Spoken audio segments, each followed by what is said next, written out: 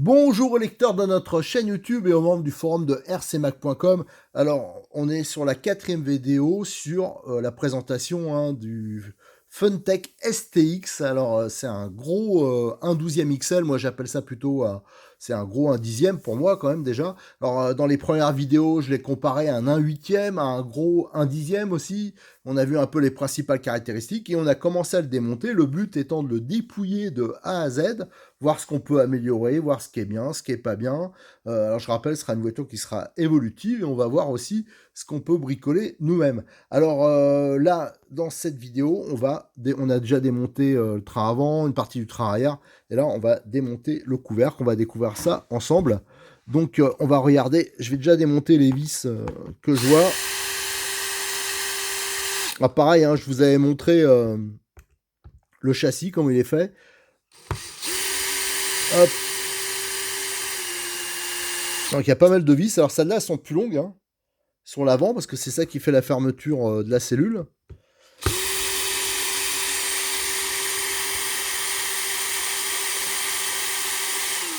Alors d'habitude, vous remarquerez qu'il y a pas mal de montages où j'utilise pas la perceuse, parce que la visserie est un peu douteuse.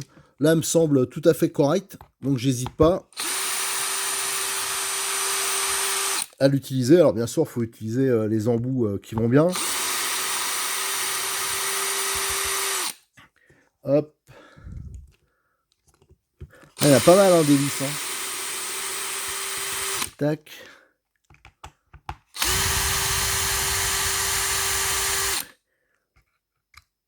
Ça manque pas. Hop. Alors, bien sûr, il ne faudra pas les perdre. Hein. Donc faites pas n'importe quoi quand vous démontez. Alors, par exemple, s'il y a une casse, si vous faites de l'entretien, ou si vous voulez monter une option. Tac. Bon, j'espère que j'ai rien oublié. Ça va être la surprise. Est-ce qu'il n'y a que des vis sur le dessus? Ah, ça me semble pas mal, ça me semble pas mal. Ah, tac, tac, tac, tac. Alors, je regardais ça, je pensais que ça allait monter avec, mais ça me semble pas le cas. Ah bon, bah, va falloir que je décortique. Bon, bah, je pensais qu'on pouvait, au niveau de la charnière, la laisser dessus, mais ça semble pas le cas. Ça va nous permettre d'ailleurs de voir le système d'ouverture qui est assez original. De voir comment ça marche. Voilà, donc là, hop, hop, hop. Vous voyez, c'est pas trop compliqué de démonter cet ensemble. Donc là, vous avez le couvercle. Hein. Je vais laisser les quelques vis qui sont restées dessus. Ça permettra de ne pas se planter lors du remontage. Donc ça, c'est une pièce qui est aussi étonnamment assez rigide. Hein. C'est normal, il y a une grosse nervure centrale. Donc ça participe encore à la solidité de l'ensemble. Allez, les vis, on les perd pas. Et c'est là. Oh là, ouais, effectivement. Moi, j'avais un doute, hein, parce que des fois, sur les boîtes, il y a marqué des choses, ben, ça se vérifie pas tout. Il marquait moteur type 550, ce qui est monstrueux hein, pour l'échelle de base. Donc ça, c'est un très bon point. Alors, je pense que ça doit être un 27 tours. Hein. Ça, c'est pas indiqué. Alors, on voit ce type de moteur. Il y a la petite turbine de refroidissement ici. Donc, c'est des moteurs qui sont plus longs que les 540 classiques. Et donc, il y a plus de couple. Hein. C'est bien adapté à ce type de voiture, les Monsters, mais aussi, pourquoi pas, pour faire du franchissement un peu. Donc ça, c'est plutôt un très bon point. Là, on aperçoit aussi la couronne avec un pignon laiton. C'est pas un pignon plastique parce que il y a quelques voitures, si vous suivez les présentations qu'on fait, loisirs qu'on a présentées dernièrement, c'est des pignons en plastique. Alors, c'est pas toujours top. Le cerveau, alors ça c'est pas mal parce que c'est comment dire, un cerveau de taille standard. Donc, par contre, c'est peut-être un 5 fils, mais je sais qu'on peut monter des 3 fils, enfin voilà. Donc, c'est un cerveau quand même de taille standard, donc ça devrait être quand même relativement balèze. Là, on aperçoit déjà qu'il y a le sauve-cerveau intégré à la tête.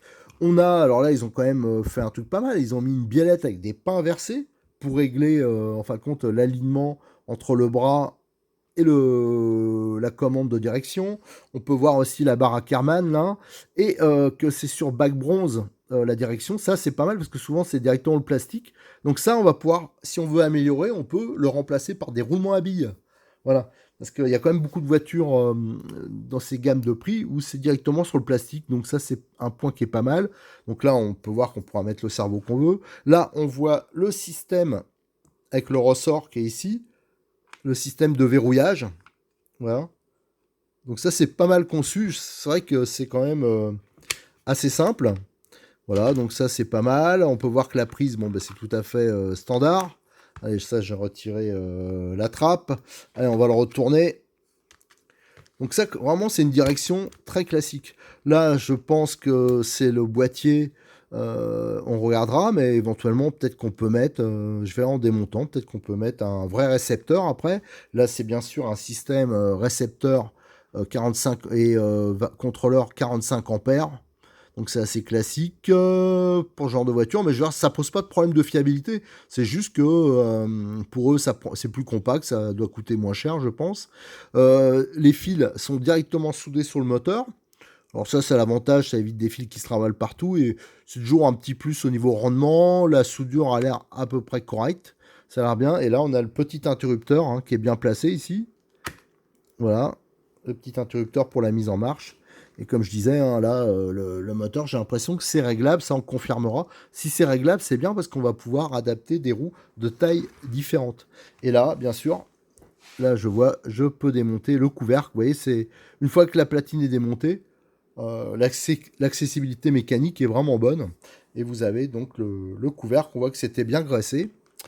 Et là, alors là, c'est plutôt une très bonne surprise. Alors, il faudra que je regarde avec des produits d'autres marques, qui pourra peut-être Logitech ou des choses comme ça, si c'est semblable. Mais on retrouve un différentiel, donc avec des sorties métal. Je rappelle certains Tamiya que j'ai présentés ces derniers temps, ou même c'est des sorties en plastique. Là, c'est souvent tout plastique. Là, c'est entièrement métal, coupe conique métal. Et le pignon d'attaque qui est métallique aussi, guidé par deux roulements, ça a l'air des standards des 5-10-4, je pense. Donc ça, c'est vraiment ce qu'on peut retrouver sur des TT 1 dixième. C'est exactement la même chose, même de compétition. Et aussi, c'est la même architecture tout à fait au niveau direction, au niveau transmission qu'un TT 1 huitième. Ça, c'est plutôt un bon point. D'ailleurs, on peut voir que la fixation du triangle ici, elle est inclinée. Ça, c'est normal, c'est pour donner de la chasse, pour avoir plus de stabilité. Alors, on n'est pas obligé de démonter les cales lors du démontage. Donc ça, c'est bien. Ça, le diff, on le démontera entièrement et on regardera exactement comment c'est fait. Et à l'arrière, bah ça, à l'arrière, je peux déboîter, mais de toute façon, c'est strictement la même chose. On peut le voir. Et j'ai pas démonté les triangles encore. Alors ça, je le démonterai après. Comme ça nous permettra d'avoir un bon visu, à moins que ça se démonte. Ça, je regarderai après si c'est fixé en dessous. Parce que là, je vais tout faire tomber. Attendez, alors je vais remettre la cellule devant. Faire un petit demi-tour. Et regardez, il y a des vis ici. Alors, je pense qu'elles doivent correspondre à la fixation du support moteur. Voilà, mais quand on regarde, alors ce qui serait pas mal, c'est après, ils vont peut-être sortir, comme ils ont prévu pas mal d'options, peut-être un support alu, voilà, qui permettra de mettre des choses encore, des moteurs plus puissants, parce que là, ce moteur-là, si c'est un 27 tours, je pense avec 45 ampères, on pourrait peut-être descendre à 23 tours, ou des choses comme ça, mettre un peu plus puissant. Il y a même des moteurs comme ça, c'est pas très cher, qui sont sur roulement à billes, donc on aurait encore un rendement amélioré. Je pense qu'on peut faire pas mal de délire en partant d'une base qui est pas trop cher. Donc ça, c'est plutôt pas mal. Allez, maintenant, ce que je vais faire, c'est que je vais... Alors ça, je vais pas le filmer, ça sert à rien, parce que on l'a déjà fait à l'avant, ça revient au même. On va démonter toute la triangulation arrière. Alors, j'ai démonté le train arrière, les triangles. Alors, les triangles, c'est les mêmes qu'à l'avant, donc ça, c'est un très bon point. Donc là, vous avez tout le train arrière, là, vous voyez, c'est quand même bien libre. Donc ça, c'était bien aussi. Donc le même système, vous avez les vis ici qu'il ne faut pas trop serrer, il faut laisser juste le jeu qu'il faut pour que ça ne bride pas. On peut voir d'ailleurs, c'est pas mal aussi, là ils ont prévu une petite protection hein, pour la noix. Voilà, en plastique, hein, c'est pour éviter que un peu de saloperie aille dessus. Alors, je sais pas si c'est très efficace, mais elle a le mérite d'être présente et ça solidifie un peu la fusée, qui est d'ailleurs assez balèze, hein, il y a des grosses nervures, donc elle est tout à fait à l'échelle 1/10. Alors, la fusée, on la voit mieux ici, donc les roulements, c'est la même taille qu'un peu partout, hein, c'est des 5-10-4. Donc ça, c'est une bonne chose. Les cardans, alors c'est des cardans en acier de taille 1/10. D'ailleurs, je prendrai des mesures. Hein. Tout ça, je vous l'indiquerai sur le forum de RC Mag. Parce que peut-être pour des bidouilles, ça peut monter sur d'autres voitures. Hein. Notamment, j'ai quelques projets avec le BXR là, de le faire en version 3 différentielle. Donc peut-être que ça m'aidera. Ces cardans-là, là, on retrouve les mêmes moyeux de 12 qu'à l'avant. La petite goupille d'entraînement. Tiens, d'ailleurs, je vais en profiter. Hop, le mettre, je vais regarder quelle largeur c'est. Ouais, c'est du 8 ou 9. Donc voilà le moyeu. On a donc l'arbre de roue hein, en acier. Donc là, pareil, hein, c'est tout à fait l'échelle 1/10. Et là, hop, on a tous les axes. Hein, je regardais, c'est les mêmes tailles qu'à l'avant. Donc il y a 3 tailles différentes. Donc maintenant, on va pouvoir accéder aux cellules. Donc j'ai démonté l'arrière, donc il reste à démonter, à soulever le couvercle. Hein. Donc on voit que c'est bien graissé. Et le couvercle, la particularité par rapport à celui de l'avant, on va voir ici à l'emplacement que pour un seul roulement, hein, pour guider, parce qu'il y a un arbre rigide au milieu.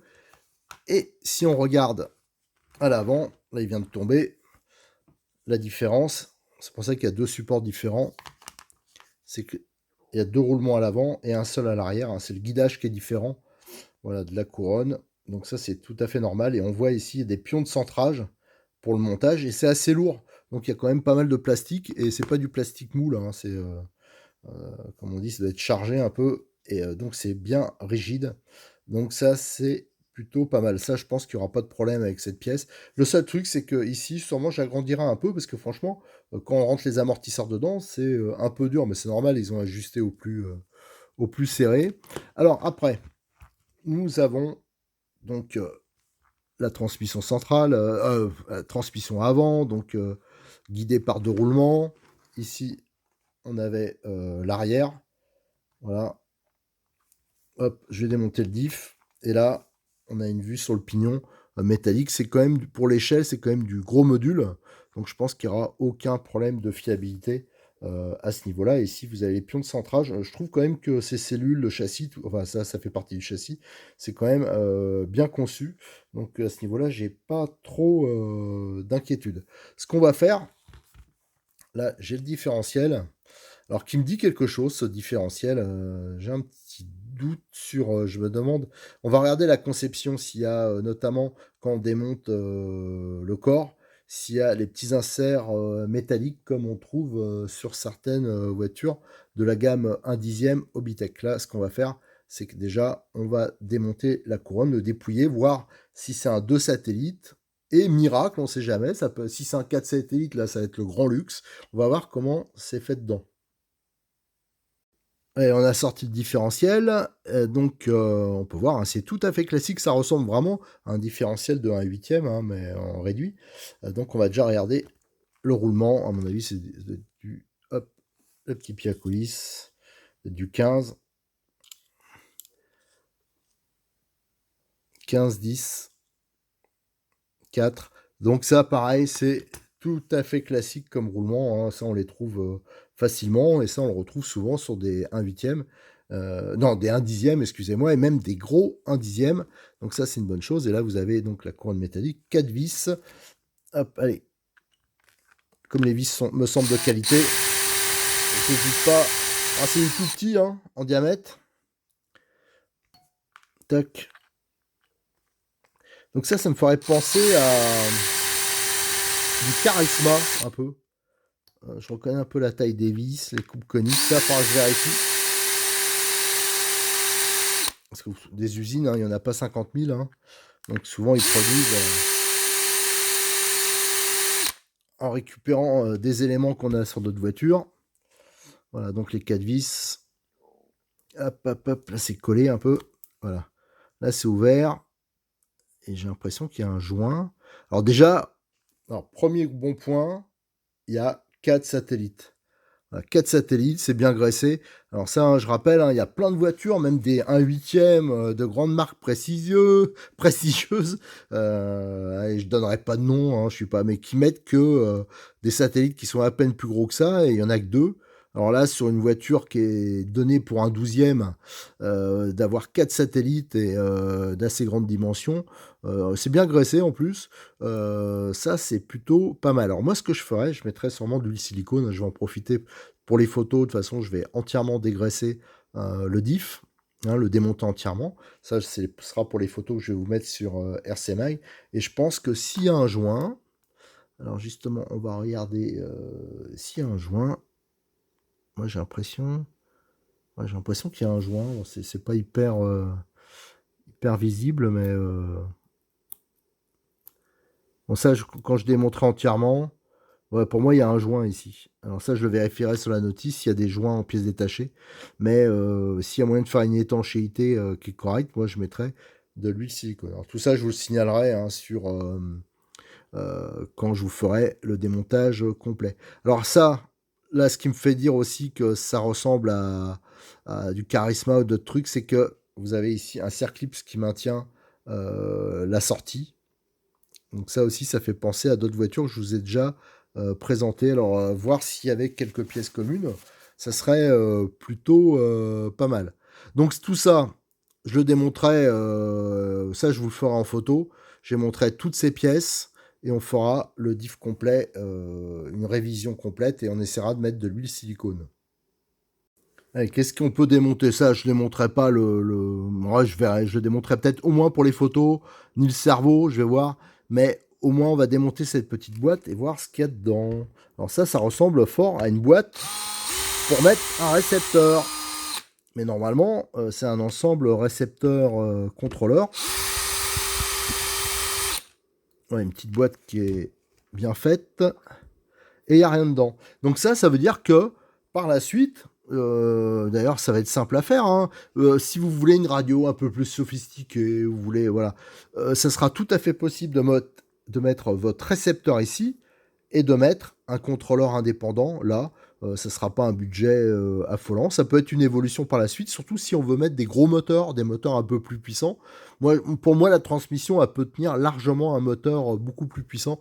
Donc, ce sera possible. Ici, il y a quand même un bel emplacement. On pourra mettre de la mousse au fond. Et bien calé, ça c'est quand même pas mal, hein. Il y a déjà la boîte qui est prévue et qui permettra de le rendre quasiment étanche, hein, parce que l'ajustement il est vraiment très bien, hein, du couvercle, hein, si vous regardez. Le gros rebord, ça rentre pile poil. C'est vraiment très bien ajusté. Ici, il y a le trou pour l'antenne. Et surtout, en plus, il y a le couvercle dessus. Donc, ça devrait quand même offrir une très bonne protection. Voilà, à ce niveau-là. Là, le variateur récepteur, il est collé au double face. Alors là, ça m'embête un peu de le déboîter. Je le ferai peut-être quand même, je vais voir. Mais ce qu'on va essayer de faire là, c'est de démonter, au moins le déboîter, le moteur, voir si c'est les vis qui est en dessous ici, si c'est bien celles qui servent à le fixer. Donc le suspense, c'est pas très grand, hein, je vous le dis. Vu que c'est les deux seules vis qui restent. Voilà. Tac. Et à mon avis, voilà, ça monte, voilà. On peut le déboîter. Donc vous voyez, vous avez le support. Je pense que ici vous avez un trou qui est un tout petit peu oblong, donc on peut jouer un peu sur le rapport, hein. C'est surtout si on veut mettre un moteur plus puissant ou mettre par exemple des roues de taille différente. Là, ça serait intéressant de pouvoir jouer. Alors ça, je me demande s'ils vont pas le sortir en alu, hein, comme ils annoncent pas mal d'évolution. Mais là, de façon d'origine, c'est très bien parce qu'il y a un pignon qui est en laiton, donc il n'y a pas de problème de fiabilité. Par contre, le moteur, quand on le sort, faut le sortir. On voit qu'il est bien anti-parasité. Faut le sortir avec le contrôleur. Et là, on a une vue, tiens, avec la couronne de transmission et le système de slipper, hein, ça c'est l'amortisseur de couple. Et là, on retrouve le deuxième roulement. Vous voyez, là, je disais qu'il y avait un seul roulement ici, mais c'est normal, hein, c'est pour le guidage de la couronne. L'autre roulement, il est fixé ici. Et je pense que c'est quand on met le couvercle, il est où le couvercle? je vais regarder le couvercle. On retrouve, voilà, à ce niveau, j'ai du mal à le montrer. Voilà, ça c'est la pièce qui va appuyer et qui va maintenir le roulement en place. Donc on voit le ressort, il est assez balèze, hein. Donc ça c'est, je vais faire un petit gros plan. Voilà, la couronne avec son petit système entre guillemets de slipper, hein, d'amortisseur de couple. Voilà, je crois qu'on a déjà démonté pas mal de choses. Je vais juste déboîter ça. Je voulais pas le faire, mais bon allez, finalement, soyons fous, on va tout décortiquer. Allez, j'éteins, je décortique et je vous montre ça. Allez, j'ai un peu tout dépouillé, donc j'ai retiré le couvercle là. Donc là, vous voyez, il y a du double face, il y a une grosse couche de double face, hein, assez épais. Donc ça, c'est bien parce que ça va bien amortir les chocs pour les vibrations, hein, parce que l'électronique, elle n'aime pas les vibrations. L'interrupteur aussi, c'est une grosse couche de double face. Donc ça aussi, c'est bien. Il faudra donc prévoir, si vous démontez, il faudra prévoir du double face. Là, vous avez la petite platine où vient se fixer le contrôleur récepteur avec un guidage des câbles ici. Et donc lui, il est fixé par une vis, hein, une seule vis ici. Donc pour y accéder, il faut bien sûr retirer un peu de double récepteur contrôleur et aussi un peu de double face, hein. Et là, on peut retirer l'ensemble. Vous voyez, là, vous avez tout qui vient, tout bloc.